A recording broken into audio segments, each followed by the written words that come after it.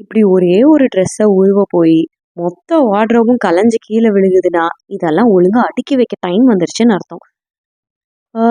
இதெல்லாம் எப்படி அடுக்கி எடுத்து வைக்க போறனோ எனக்கே தெரியல. எவ்வளோ நேரம் ஆக போதோ. இந்த வீடியோலயே கூடுதலா உங்களுக்கு ஒரு இந்த டோரை பற்றின டீட்டெயில்ஸ் எல்லாம் ஷேர் பண்ண போகிறேன். எங்கே போட்டோம், எவ்வளோ நாள் ஆச்சு, எவ்வளோ காஸ்ட் ஆச்சுன்னா.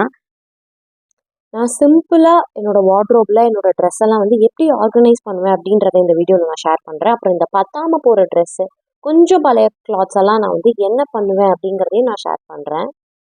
ரொம்ப டிலே பண்ண வேணாம், வாங்க வீடியோக்குள்ளே போகலாம்.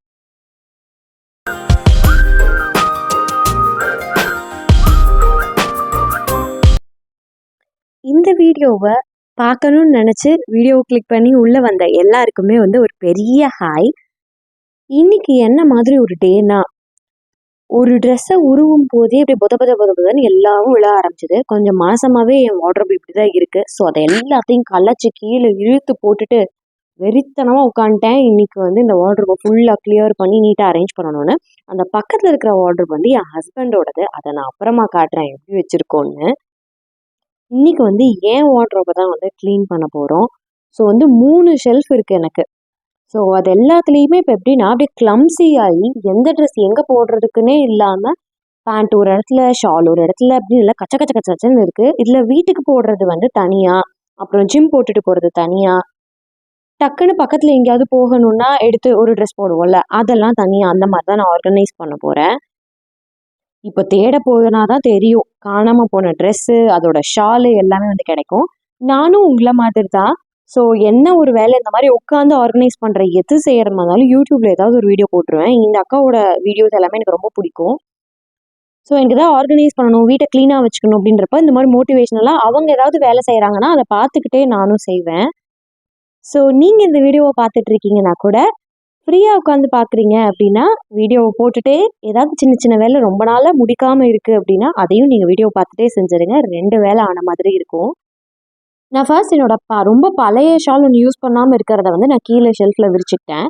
அதுக்கு மேலே ஃபஸ்ட்டு எடுத்ததுமே எனக்கு கைக்கு ஈஸியாக கிடைக்கிறது நம்ம ரெகுலராக வீட்டுக்கு போடுற நைட்டிஸ் தான். ஸோ அதெல்லாம் வந்து நான் முன்னாடி அரேஞ்ச் பண்ணிக்கிட்டேன். அடிக்கடி எடுப்போமோ அது நமக்கே தெரியும், எத்தனை ட்ரெஸ் இருந்தாலும் சிலதை தான் நம்ம அடிக்கடி எடுப்போம்னா அதை முன்னாடி வச்சுட்டு ரொம்ப ரேராக எடுக்கிறத நம்ம பின்னாடி வச்சிடலாம். ஏன்னா நம்ம முன்னாடி எடுத்த உடனே கை எதுக்கு போவோமோ அதுக்கு எடுத்துக்கலாம். இப்படி தான் இருக்குது இப்போது அரேஞ்ச் பண்ணிகிட்டு இருக்கவே. நான் சும்மா ஒரு கிளான்ஸ் காமிக்கலான்னு சொல்லி எடுத்தேன். இப்படி கந்தரகோலமாக தான் இருக்குது வீடு. அப்புறம் நான் உங்ககிட்ட ரொம்ப நாளாக ஒரு வீடியோவில் வந்து ஷேர் பண்ணணும்னு நினச்சேன். நம்ம வீட்டில் வந்து கொசு கொஞ்சம் அவுட்டரில் இருக்கிறதுனால கொசு தொல்லை வந்து கொஞ்சம் இருந்தது தான். ஸோ அதனால என்ன பண்ணிட்டோம் அப்படின்னா, இந்த மாதிரி ஒரு ஃபுல் டோர் வந்து மஸ்கிட்டோ டோர்ஸ் இப்போ எல்லா பக்கமுமே போட்டுட்ருக்காங்க. ஸோ நாங்கள் எங்கே போட்டோம் எல்லாமே நான் வந்து உங்களுக்கு இந்த வீடியோவில் இப்போ ஷேர் பண்ணுறேன். ஸோ ஃபுல் லென்த்துக்கு வந்து டோரும் போட்டாச்சு. அதே மாதிரி வீட்டில் எல்லா இடத்துலையுமே எங்கெல்லாம் விண்டோஸ் இருக்கோ அந்த எல்லா இடத்துலையுமே வந்து விண்டோவுக்கும் வந்து போட்டாச்சு. நான் அதையும் இப்போ நான் உங்களுக்கு காமிக்கிறேன். ஏன்னா நம்ம எல்லா நேரமும் கொசுக்கு பயந்து கதவை சாத்தி ஜன்னலை சாத்தி வச்சிருந்தோம் ஒரு மாதிரி கப்புன்னு அடைச்ச மாதிரி இருக்கும். கண்டிப்பாக எல்லாருமே அதை ஃபீல் பண்ணியிருப்பீங்க. ஸோ அதனால் எல்லா இடத்துலையுமே இது போட்டாச்சு. விண்டோக்கெல்லாம் என்ன மாதிரி கொடுத்துருப்பாங்கன்னா லாக்கிங் சிஸ்டமோட கொடுத்துருப்பாங்க. எப்படின்னா இந்த மாதிரி சைட் லாக்ஸ், உங்களுக்கு வீடியோவில் தெரியுதான்னு தெரியல, நான் காமிக்கிறேன். ஸோ இந்த மாதிரி குட்டி லாக்ஸ் வந்து கொடுத்துருப்பாங்க, 2 பக்கமும் லாக் பண்ணுற மாதிரி. அதை வந்து மேலே கீழே சைடில் எல்லா இடத்துலையுமே எடுத்து விட்டுட்டு நம்ம வந்து க்ளீன் பண்ணுறப்போ இந்த டோர்ஸ் எல்லாம் வந்து ஓப்பன் பண்ணி க்ளீனும் பண்ணிக்கலாம். நீங்கள் அதே சமயம் காற்று வரணும் அப்படின்னா ஜன்னலை திறந்து வச்சுட்டு இந்த மெஷ் டோரை மட்டும் லாக் பண்ணிக்கிட்டிங்கன்னா காற்று வரும், but at the same time வந்து கொசுவும் வராது. இது வந்து நம்ம வீட்டில் போட்டிருக்கிறத பார்த்துட்டு நிறைய பேர் பரவாயில்லையே இது ரொம்ப நல்லா இருக்கு அப்படின்னு சொல்லி கேட்டதுனால சரி உங்கள் கூடயும் வந்து ஷேர் பண்ணிக்கலாம் அப்படின்னு தோணுச்சு எனக்கு. டோருக்கெல்லாம் பார்த்தீங்கன்னா உள்ளேயும் வந்து லாக் இருக்கும். வெளியில் போய் லாக் பண்ணிக்கிறதுக்கு வந்து டோர்ஸோட வந்து மேக்னெட் வச்சுருப்பாங்க அந்த நல்ல கதவோட. அப்படியே அந்த மேக்னெட்டில் போய் ஒட்டிக்கும். இவங்க திருச்சியிலேருந்து வந்துட்டு 1 டேக்குள்ளேயே எல்லா வேலையும் முடிச்சு கொடுத்துட்டு போயிட்டாங்க. ப்ரைஸ் வந்து உங்களை காண்டாக்ட் பண்ணி கேளுங்க. எத்தனை ஜன்னல் அதோட மெஷர்மெண்ட்ஸை பொறுத்து மாறும். இதுவே இது என் ஹஸ்பண்டோட வார்ட்ரோப். என்னடா இவர் இவ்வளோ நீட்டாக இருக்குது அப்படின்னு நீங்கள் ஷாக் ஆகிருப்பீங்க.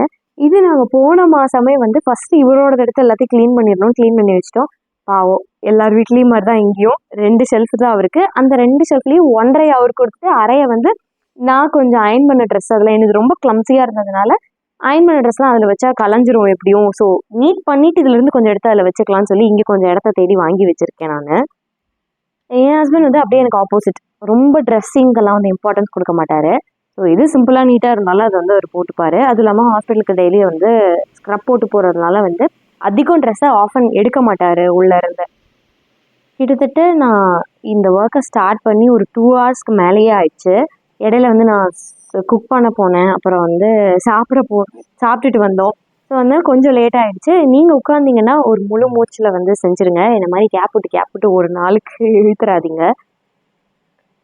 கைக்கு வரவே எந்தெந்த ட்ரெஸ் எங்கெங்கே வைக்கணும்னு அடுத்தடுத்த ஷெல்ஃபையும் நான் அரேஞ்ச் பண்ண ஆரம்பிச்சிட்டேன். பட் இந்த ஷெல்ஃபுக்கு நான் வந்து ஷால் போடலை. ஏன்னா என்ன தோணுச்சுன்னா, ஷால் போட்டால் நம்ம எடுக்கிறப்ப அந்த ஷாலும் சேர்ந்து நகர்றதுனால அதுவும் கலையுதோ அப்படின்னு சொல்லிட்டு தான் நான் போடாமல் விட்டுட்டேன். அப்புறம் ஒவ்வொன்றா கிளியர் பண்ணும்போது தான் சில ட்ரெஸ்லாம் உங்களுக்கு காமிக்கலாம்ச்சு. இது என்னோட ஃபேவரட் ட்ரெஸ். அப்படி என்ன இருக்குது இந்த ட்ரெஸ்ஸில் அப்படின்னு நீங்கள் நினைக்கலாம். பட் செம்ம கூல் காட்டனாக இருக்கும் போட்டுக்கிறதுக்கு. நம்ம எல்லாருக்குமே ஒரு ட்ரெஸ் இருக்கும்ல, எங்கேயாவது ட்ராவல் பண்ணுறோம், ஊருக்கு போகணும்னாவே எடுத்தோடனே அந்த ட்ரெஸ்ஸை தான் எடுப்போம். எத்தனை தடவை வேணாலும் அதே ட்ரெஸ்ஸை தான் போடுவோம். ஸோ அந்த மாதிரி ட்ரெஸ் தான் எனக்கு இது. அதே மாதிரி ஷெல்ஃபை க்ளீன் பண்ணும்போது ரொம்ப சாட்டிஸ்ஃபையிங்கான விஷயம் என்னென்னா, எனக்கு இந்த லெகிங்கை அந்த ஷோரூமில் அடுக்கி வைக்கிற மாதிரி அந்த கலர் ஃபேமிலி ஆஃப் கலர்ஸோட சேர்த்து வச்சு அடுக்கி வைக்கிறது ரொம்ப பிடிக்கும். அப்புறம் இந்த மாதிரி ஏதாவது நான் ஒர்க் பண்ணுறேன் அப்படின்னாவே கண்டிப்பாக எனக்கு டிவியில் ஏதாவது ஓடணும். அது நிறைய பேர் வந்து சுற்றி எந்த டிஸ்டர்பன்ஸும் இல்லாதப்ப தான் வேலை பார்க்கணும்னு நினைப்பாங்க. பட் எனக்கு அப்படி கிடையாது. டிவியில் ஏதோ ஒரு படமோ சீரியலோ சீரீஸோ இல்லை யூடியூப்பில் யாரோட வ்ளாக்ஸோ வந்து ஓடுறத கேட்டுகிட்டே பண்ணாதான் என் கூட யாரோ ஒருத்தர் பேசிகிட்டு இருக்காங்க, இல்லை என் கூட யாரோ சுற்றி 2-3 பேர் இருக்காங்கன்ற ஒரு ஃபீலில் வேலை செய்யும்போது எனக்கு அது ஒரு மாதிரி நல்லா இருக்கும். எத்தனை பேருக்கு இந்த மாதிரி ஃபீல் இருக்கும்னு தெரில. ஸோ உங்களுக்கு எப்படி கமெண்ட் பண்ணுங்கள். வீட்டில் வேலை செய்யும்போது பின்னாடி ஏதாவது டிவிலையோ இல்லை சாங்ஸோ ப்ளே ஆகணுமா, இல்லை ஆகாமல் எந்த சத்தமுமே இல்லாமல் இருந்தால் தான் வேலை செய்ய பிடிக்குமா? மறக்காமல் கமெண்ட் பண்ணுங்கள். நிறைய லேடிஸ்க்கு இந்த பாத்திரம் கழுவுறது அப்படிங்கிறத தாண்டி துணி மடித்து வைக்கிறது வந்து ரொம்ப பிடிக்கும். அதை விடவே நான் வந்து இந்த மாதிரி நீட்டாக க்ளோத்ஸை வந்து மடித்து வைக்கிறது, எதை எடுத்தாலும் வந்து நீட்டாக மடித்து வைக்கிறது, அது எல்லாமே யார்கிட்ட இருந்து கற்றுக்கிட்டேன்னா, எங்கள் அம்மாட்ட இருந்து இல்லை, பாட்டிக்கிட்ட இருந்து. ஏன்னா அம்மா வந்து பண்ணுவாங்க, பட் ரொம்ப பர்ஃபெக்ஷன் அப்படி நீட்டாக அப்படிலாம் வந்து மடிக்க மாட்டாங்க.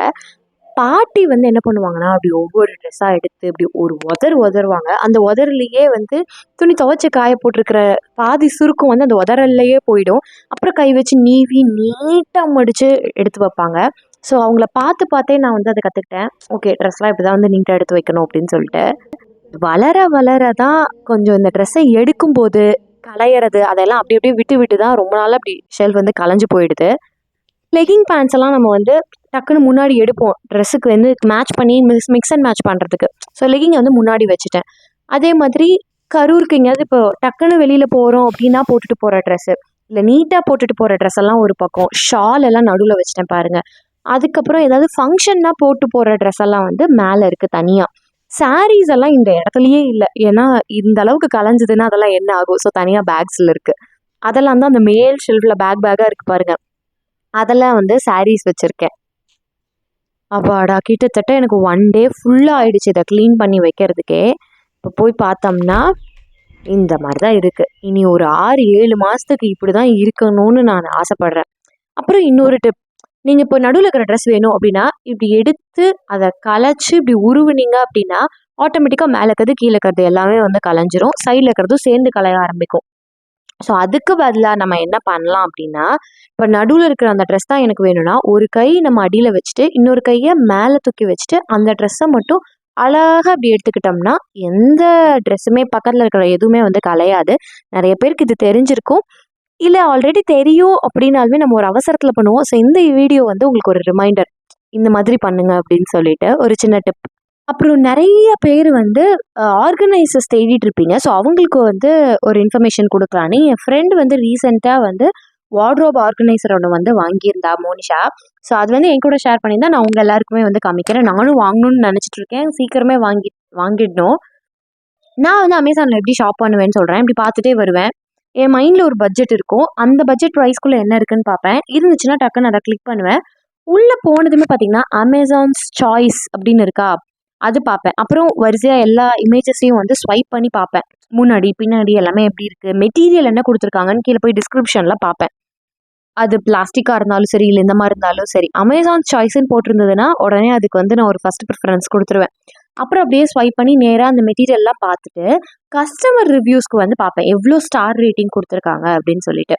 ஸோ யாராவது ஃபுல் ஸ்டார் கொடுத்துருக்காங்கன்னா ஏன் கொடுத்துருக்காங்க, இல்லை கம்மியாக கொடுத்துருக்காங்கன்னா ஏன் கொடுத்துருக்காங்க, ஒருத்தவங்க வந்து அதில் ஸ்டெயின் ஆகிருந்ததுன்னு சொன்னாங்க, அதெல்லாம் நமக்கு ஒரு பிரச்சனை இல்லை. ஸ்டெயின் ஆகிருந்ததுன்னா வந்தோடனே நம்ம ரிட்டர்ன் போட்டுட்டு வேறு ப்ராடக்ட் நம்ம வாங்கிக்கலாம். அது இல்லாமல் வேறு ஏதாவது சொல்லியிருக்காங்களா, இல்லை பெர்ஃபார்மன்ஸ் பார்த்தல எஃபிஷியண்ட்டாக இல்லைன்னு சொல்லியிருக்காங்களான்னு பார்ப்பேன். பார்த்துட்டு எல்லாமே நல்லா இருந்ததுன்னா அதை ஆர்டர் பண்ணிடுவேன். சொல்லியிருந்தேன் இல்லையா, வார்ட்ரோபை வந்து க்ளீன் பண்ணுறப்போ பத்தாத ட்ரெஸ் எல்லாம் கண்டிப்பாக நிறைய வரும். நம்ம இனிமேல் போடவே மாட்டோம் அப்படின்ற ட்ரெஸ் எல்லாம் இந்த மாதிரி நீட்டாக அதையுமே நீட்டாக மடித்து இந்த மாதிரி பழைய ஷால்ஸில் போட்டு மூட்டை மூட்டையாக கட்டி வச்சிருவேன். தனித்தனியாக எடுத்து பிரிச்சிருவேன் ட்ரெஸ்ஸை. கிழிஞ்ச ட்ரெஸ் அப்படின்னா கண்டிப்பாக அதை யாருக்குமே கொடுக்க மாட்டேன். நம்ம யாருக்கும் கொடுக்கறது கூட அப்படி கொடுக்கக்கூடாது. ஸோ அது எல்லாத்தையுமே வந்து நான் தூக்கி தான் போடுவேன். அவங்களுக்கு கொடுக்குற ட்ரெஸ்ஸுமே கொஞ்சம் ஓரளவு நீட்டாக தான் இருக்கும். ரொம்ப வெளுத்து போய் அப்படிலாம் இருக்காது. எனக்கு பத்தாம போன ட்ரெஸ் மட்டும்தான் இந்த மாதிரி கட்டி நம்ம வீட்டுக்கு தோட்டத்து வேலை செய்ய வரவங்க, அப்புறம் முனிசிபாலிட்டிலேருந்து டெய்லி வேஸ்ட் கலெக்ட் பண்ண வருவாங்கல்ல, அவங்களுக்குலாம் அந்த மாதிரி நான் எடுத்து கொடுத்துருவேன். இந்த வீடியோ ஏதாவது ஒரு வகையில் உங்களுக்கு யூஸ்ஃபுல்லாக இருக்கும்னு நம்புகிறேன். தேங்க்ஸ் ஃபார் வாட்சிங்.